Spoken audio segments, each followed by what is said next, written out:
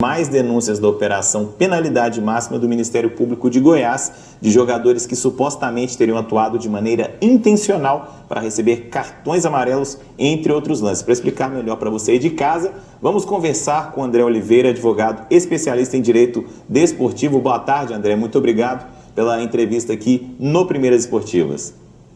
Boa tarde, pessoal. Muito obrigado a vocês pelo convite. Eu que agradeço, espero esclarecer um pouco dessa situação aí para vocês.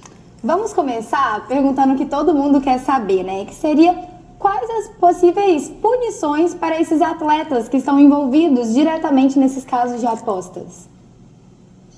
Primeiro, acho que é importante a gente dizer que ainda não houve nenhum tipo de comprovação, né? Os processos ainda estão correndo, então a gente está falando tudo que, teoricamente, caso existam de fato essas comprovações, as sanções possíveis são de três tipos. A primeira delas é, como já foi dito aí, o MP de Goiás já ofereceu uma denúncia, né, uma queixa criminal, existe um processo já em curso, então uma sanção criminal já é possível dentro do artigo 41C do Estatuto do Torcedor, né, que prevê a questão de solicitação ou aceitação de vantagem para interferir nos resultados ou então em eventos, né, associados às partidas de futebol. A pena prevista pelo Estatuto do Torcedor é reclusão de 2 a 6 anos, o que não significa, claro, que os atletas podem ser presos, né, existe um pouco de necessidade aqui do juridiquês, mas os atletas provavelmente são todos primários, enfim, não é uma pena suficientemente alta para que os atletas sejam de fato presos, mas existe essa previsão aí de reclusão de 2 a 6 anos. Existe a previsão de multa também, né, em casos parecidos desses crimes do Estatuto do Torcedor, a multa chegou até R$40 mil aproximadamente, mas isso vai depender muito do contexto e vai depender muito de quem está julgando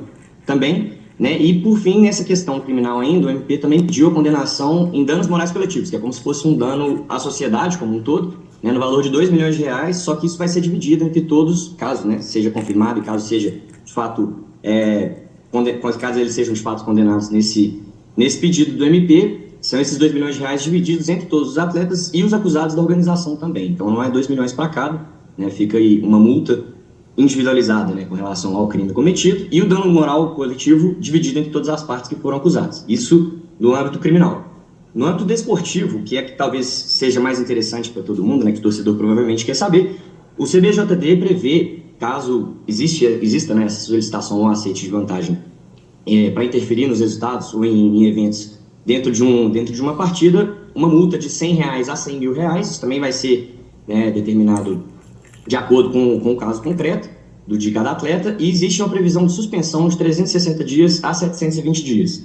Mas esses processos ainda não começaram, o STJD até já se manifestou nesse sentido, provavelmente vão começar na semana que vem, a gente em breve vai receber a denúncia para saber exatamente como que vai ser enquadrada essa suposta atitude dos atletas, mas a previsão geral do CBJD com relação a casos como esse é essa. E por fim, a gente tem que falar também, os casos já até aconteceu, né, do afastamento dos atletas e tudo, existe a possibilidade de uma, digamos assim, sanção laboral, né, trabalhista, que é não só a suspensão dos atletas, mas a rescisão por justa causa, né? Isso ainda vai ser discutido nos tribunais, mas caso se entenda que esse tipo de atitude, e caso se comprove, é claro, se enquadre em algum dos motivos do artigo 482 da CLT, existe a possibilidade, né, de rescindir o contrato de trabalho dos atletas. Lembrando que os atletas têm um contrato de trabalho com algumas especificidades, mas ele segue a lógica de um contrato de trabalho normal de qualquer empregado aqui no Brasil.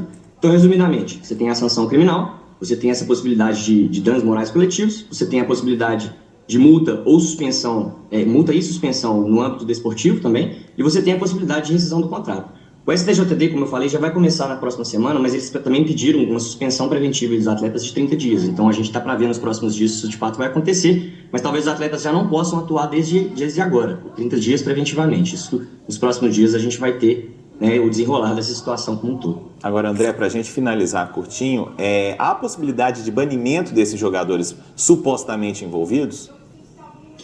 Por enquanto, não. Na verdade, a previsão com relação ao banimento é só se houver uma reincidência. Então, primeiro os atletas têm que ser processados, julgados, condenados. Caso não haja mais recurso, se torna uma condenação definitiva. E caso aí aconteça novamente, eles podem ser, de fato, banidos do esporte, de acordo com a previsão do CBJD. Mas, por enquanto, não. Tá certo, André. Muito obrigado pela sua participação aqui no Primeiras Esportivas. E obrigado também por explicar tudo isso para o nosso telespectador aqui da Rede Minas. Um abraço, ótimo fim de semana. Um abraço, bom final de semana para todo mundo. Obrigada, André. E vamos agora ao